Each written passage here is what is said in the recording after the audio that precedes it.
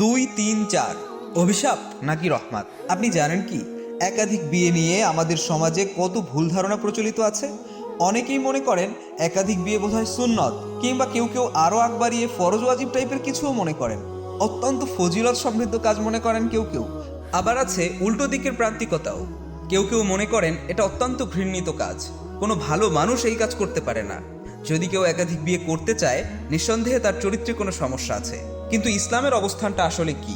ইসলামে কেন একাধিক বিয়ের অনুমতি দিল? এটা কি আসলেই কোনো ঘৃণিত কাজ, নাকি এর পেছনে রয়েছে গভীর কোনো তাৎপর্য ও সামাজিক বাস্তবতা? হ্যাঁ, বিভিন্ন সামাজিক প্রেক্ষাপট ও তিক্ত অভিজ্ঞতার কারণে এমন প্রান্তিক মানসিকতা না রাখলেও আমরা অনেকেই হয়তো বিষয়টিকে বাঁকা চোখে দেখি। অনেক ক্ষেত্রে বিষয়টা হয়ে দাঁড়ায় একটা ট্যাবু, এ বিষয়ে যেন কথাই বলা যাবে না।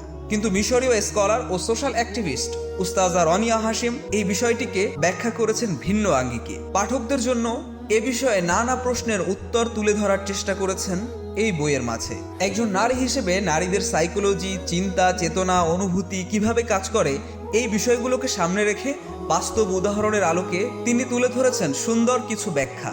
এটা কি একটা অভিশাপ নাকি রহমত? এই প্রশ্নের জবাব তুলে ধরার চেষ্টা করেছেন পুরো বইটি জুড়ে।